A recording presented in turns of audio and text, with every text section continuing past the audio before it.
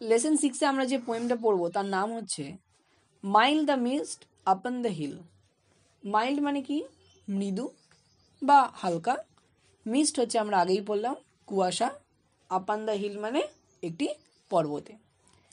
এই কবিতা পড়তে গেলে আমাদের একটা ওয়ার্ডসওয়ার্থের কথা মনে আছে তোমাদের কারো? উইলিয়াম ওয়ার্ডসওয়ার্থ নাম শুনেছ নিশ্চয়ই। উই আর সেভেনে আমরা পড়েছিলাম। তিনি কি একজন রোম্যান্টিক বা নেচার পোয়েট। তাহলে সেই উইলিয়াম ওয়ার্ডসওয়ার্থ তার লিরিক্যাল ব্যালেড বলে একটা কবিতার বই ছিল, মানে পোয়েম অ্যান্থোলজি ছিল। সেই অ্যান্থোলজিতে পোয়েমের ডেফিনেশন লিখেছিল ইমোশন রিকালেক্টেড ইন ট্র্যাঙ্কুইলিটি। এর মানে কি? ইমোশন রিকালেক্টেড ইন ট্র্যাঙ্কুইলিটি অর্থাৎ কোনো প্রশান্তি বা শান্ত পরিবেশে একজন ব্যক্তি যে তার মননে যে অনুধাবন করে বা অনুভব করে তার একটা স্বতঃস্ফূর্ত লিখিত রূপই কি? কবিতা। আমরা এই কবিতায় অর্থাৎ এই এমিলি জেন ব্রন্টি, অনেকে আবার ব্রন্টও বলে, কিন্তু অ্যাকচুয়াল উচ্চারণ ব্রন্টি হয়। এখানে ই এর মাথায় দুটো ডট ডট থাকে তার জন্য। দেখবে তোমরা তোমাদের ফোনের দেখবে ই এর ওপর যদি প্রেস করে থাকবো দেখবে ই এর ওপরে বিভিন্ন এ আসে, তাই ওটা এতে এমিলি জেন ব্রন্টি বলা হয়। তো এই এমিলি জেন ব্রন্টির সম্পর্কে একটু আগে জেনে নেই, তারপরে কবিতাটায় আসছি। কেন এই কবিতাটা তার সম্পর্কে জেনে নেওয়ার কারণ আছে। এই এমিলি জেন ব্রন্টি তারা ইয়র্কশায়ারে জন্মগ্রহণ করেছিলেন। ইয়র্কশায়ার বলে একটা প্রদেশ আছে ইংল্যান্ডে, সেখানে। তো সেখানে তারা ছিলেন মানে ছ বোন ছিল তার, মানে তার বাবা মায়ের 6জন মেয়ে ছিল, আর এমিলি জেন ব্রন্টিন ছিলেন 5মতম কন্যা। এই সকল 6জনের বয়স যখন 8 বছর না, মানে সব থেকে বড় যে মেয়ে তার বয়স যখন 8 বছর না, তার মা মারা যান। ফলে স্বাভাবিক ছোটবেলার থেকে একটা অভাব অনটন এবং ফ্যামিলি ক্রাইসিসের মধ্যে দিয়ে সে বড় হয়েছে। এবং সেখানে সে তার অর্থাৎ স্বাভাবিক সে কার প্যারেন্টিংয়ে বড় হয়েছে? তার বাবার। এই কবিতাটাই আমরা দেখতে পাবো একটা ন্যাচারাল ফেনোমেনা কিভাবে কবিকে তার পাস্টের দিনের কথা মনে করিয়ে দিচ্ছে, আবার সঙ্গে সঙ্গে সেই পাস্টের দিন থেকে ফিরিয়ে এনে আবার তাকে প্রেজেন্টের দিনের কথাও মনে করাচ্ছে। বোঝা গেল? দেখো এবার পোয়েটের সম্পর্কে জানি।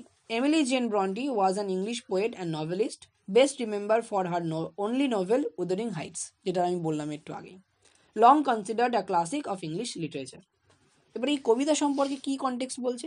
In this poem the blue mist that surrounds the distance mountains reminds the poet of the happy days of youth and childhood that she has left behind.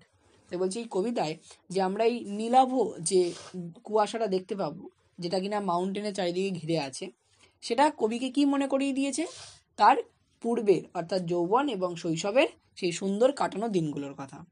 As she describes the landscape, যেভাবে তিনি সেই landscape মানে কি সেই যে এই দৃশ্যটা দেখছে চোখে, যে ভূমিভাগ, তার যে বর্ণনা দিয়েছে, she shifts from the present moment to the past, এবং সে বর্তমান থেকে অর্থাৎ সেই ল্যান্ডস্কেপের বর্ণনা দিতে গিয়ে এবং সেটা উপভোগ করতে গিয়ে সে তার পূর্বতন বা পাস্টে ফিরে গিয়েছে, and then to the present again, কিন্তু আবার পুনরায় সেই ল্যান্ডস্কেপের সৌন্দর্য বা নৈসর্গিক সৌন্দর্য বর্ণনা করতে গিয়ে সে আবার কি বর্তমানেও ফিরে এসেছে।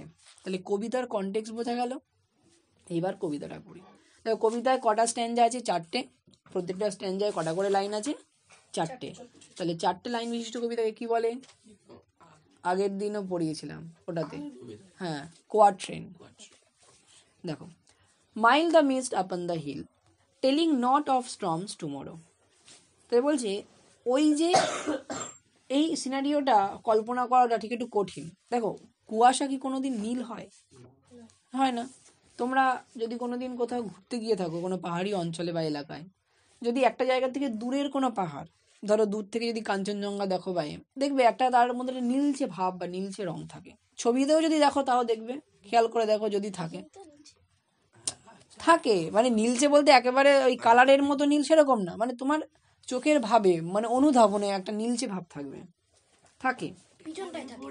হ্যাঁ ওই তো মানে কালারটার জন্য অ্যাকচুয়ালি রিফ্লেক্টিং কালার। হ্যাঁ হ্যাঁ হ্যাঁ সেরকম অনেকটা। তো বলছে mild the mist upon the hill, অর্থাৎ ওই হিলের বা ওই পর্বতের ওপরে যে হালকা কুয়াশার আবরণ রয়েছে সেই অনুধাবন করে কবি কি বলছে? Telling not of storms tomorrow, যেটা কি কোনো পূর্বাভাস বা আভাস দিচ্ছে না যে আগামীকাল কোনো ঝড় বৃষ্টি হবে কি না। নো না।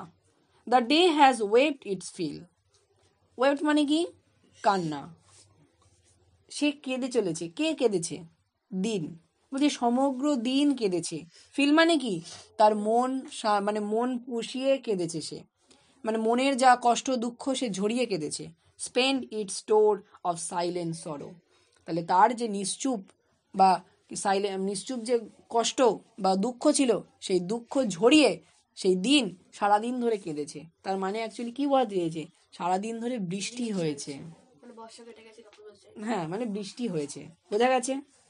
এইবার দেখো একটা সুন্দর জিনিস শেখাই তোমাদের, দিন কি কাঁদতে পারে?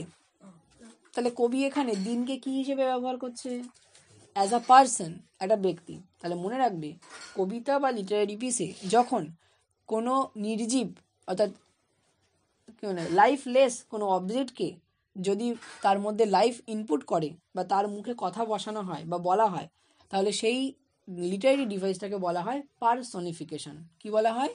পার্সনিফিকেশন। এটা তোমরা বাংলাতেও পড়েছো, যে কোনো নির্জীব বস্তুর মধ্যে যদি কোনো কবি বা লেখক তার মুখ দিয়ে কথা ফোটায় বা তাকে অ্যাজ আ হিউম্যান বিং হিসেবে ট্রিট করে বা জীবন্ত বস্তু হিসেবে ব্যবহার করে, জীবন্ত জীব হিসেবে, তখন তাকে বলা হয়, মানে সেই ডিভাইস যেটাকে বলা হয় লিটারারি ডিভাইস, সেটাকে বলা হয় personification.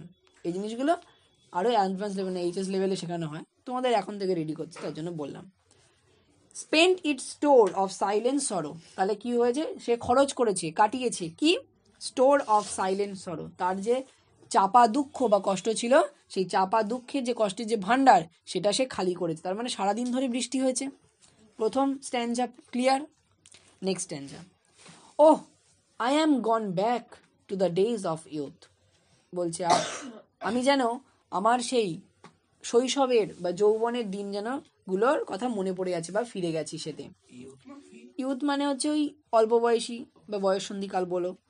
I am a child once more, তাহলে কবি নিজেকে এখন একজন অ্যাডাল্ট হওয়া সত্ত্বেও তার এই দিনের কথা বা এই সিনারিও দেখে কি মনে পড়ছে, তার শৈশবের কথা, এবং তাকে সে যেন মনে করছে সে নিজেও এখন যেন একবার যেন শিশু হয়ে গিয়েছে, অর্থাৎ তার মন এখন শিশু সুলভ হয়ে উঠেছে।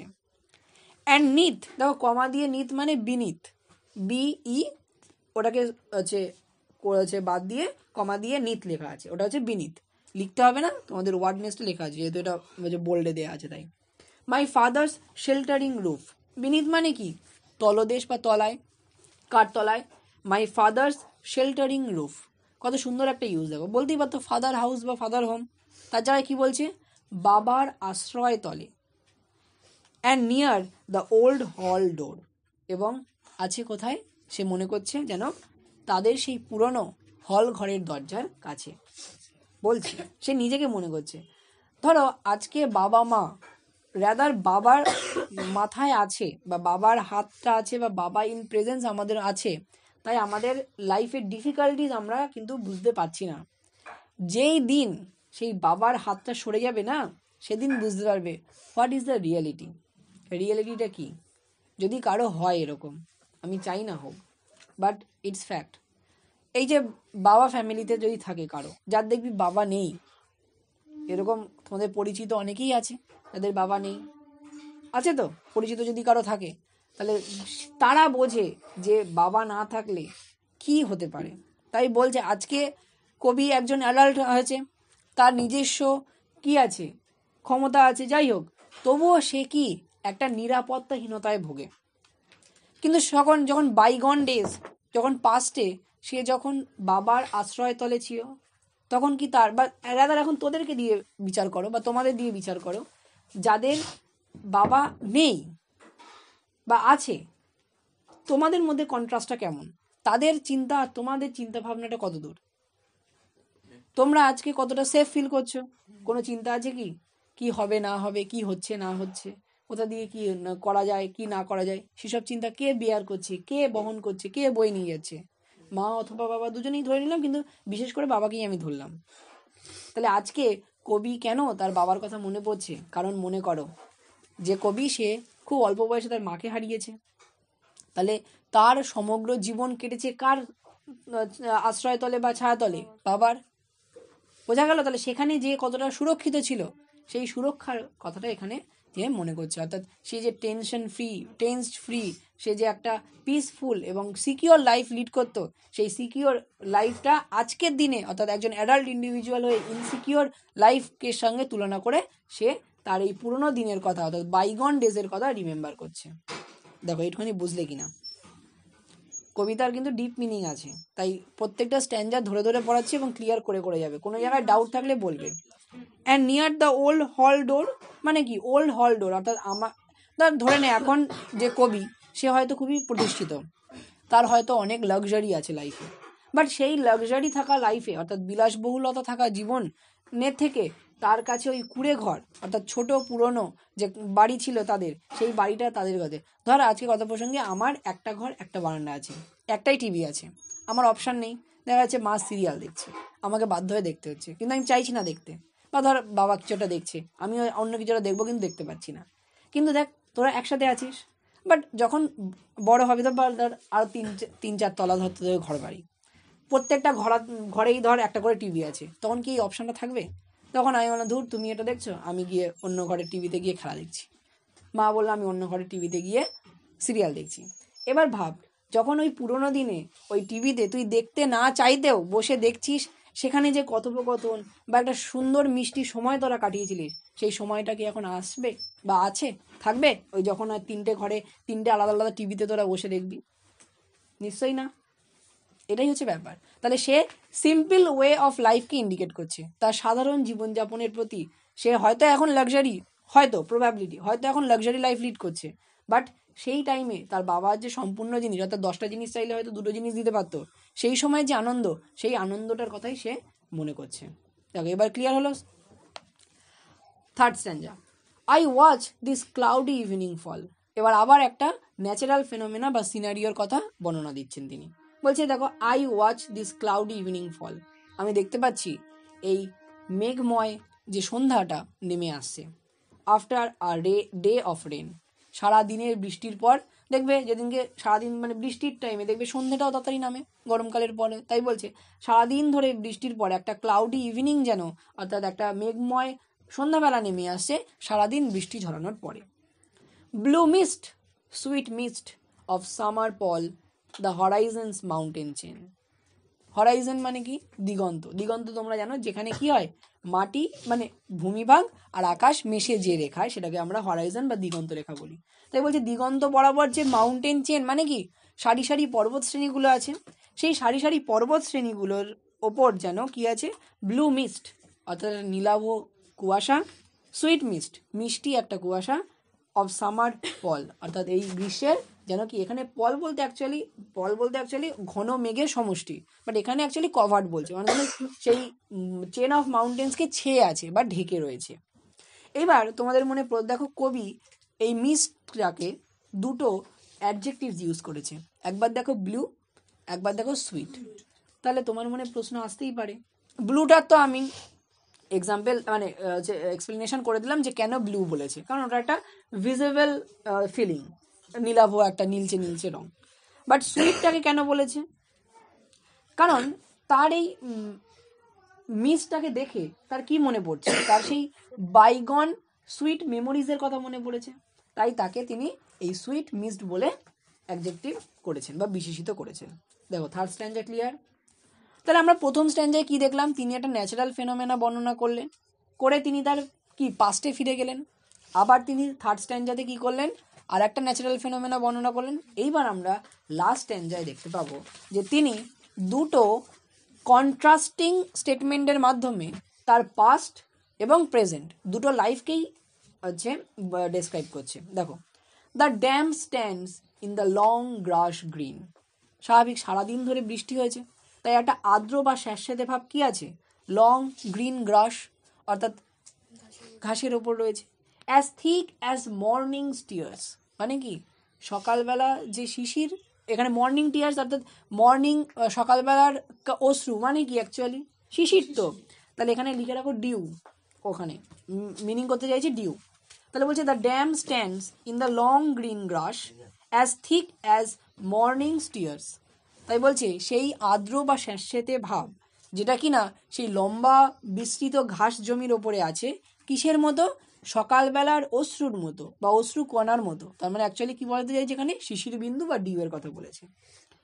And dreamy sense of fragrance, এবং সেই আর্দ্র বা সোদা মাটির যে গন্ধ বা সেই স্বপ্নালু গন্ধ সেটা পাস বয়ে চলেছে, that breath of other past years, এবং যেটা তাকে শ্বাস নিতে বা যাকে বাঁচিয়ে রাখবে বা রিভাইভ করবে অন্যান্য বছরগুলো। তাহলে এখানে অন্যান্য কোন বছরগুলো?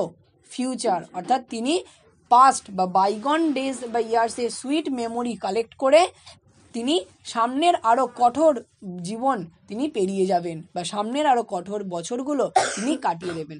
মনে করো তোমাদের আগে যেমন লাইফ ছিল, অর্থাৎ ধরো 5, 6, 7, যখন যত বয়স এগিয়েছে তোমাদের জীবনের রিক্রিয়েশন বা এন্টারটেনমেন্ট কমেছে, তখন আরও যত মজা করতে আস্তে আস্তে তোমাদের নিজেদের মধ্যে পড়াশোনার ক্ষেত্রেই আমি যদি বলি, তাহলে পড়াশোনার পরিসর বেড়েছে, টাইম বেড়েছে, আনন্দটা কমেছে। আস্তে আস্তে যত যাবে পড়াশুনো কাটবে, ধীরে ধীরে দায়িত্ব আসবে, আরও নানা জিনিস আসবে, আনুষঙ্গিক জিনিস। তাহলে আস্তে আস্তে কী হবে, তুমি যতই এই টাইমটা হচ্ছে বেস্ট টাইম তোমাদের। এরপরে যখন আস্তে আস্তে এগোবে, যখন তোমরা লাইফে বা বাস্তব জীবনে ঢুকবে, তখন জীবনে মনে হবে যে ওই তো স্কুলে যেতাম, গিয়ে আনন্দ করতাম, এখন হয়তো স্কুল ভালো লাগে না। একদম বাস্তব কথা, এখন স্কুল ভালো লাগবেই না, লাগবেই না, হ্যাঁ লাগবেই না। কিন্তু পরবর্তীতে গিয়ে যখন মানে সেই ফেজটা কেটে যাবে, সেই টাইমটা যখন চলে যাবে, তখন মনে করবে যে ওই টাইমটা সবথেকে সুন্দর সময় ছিল।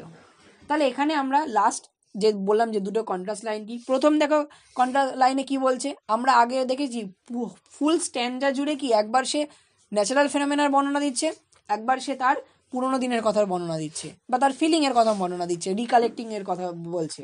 কিন্তু লাস্ট টাইমে আমরা কি দেখলাম, প্রথম দুটো লাইনে কি বলছে, সে একটা ন্যাচারাল ফেনোমেনা বললো যে ডিউগুলো নিয়ে, আর সেকেন্ড লাইনে কি বললো, তার এটা নিয়ে তার পরবর্তী জীবন বা পরবর্তী বছরগুলো কাটানোর একটা রসদ সে পেয়েছে বা এরকমভাবেই সে পেয়ে থাকবে। অর্থাৎ পাস্টের সে আনন্দ নিয়েই পরবর্তী জীবনগুলো বা সামনের জীবনটা পার করার চেষ্টা ভাবনা করবে।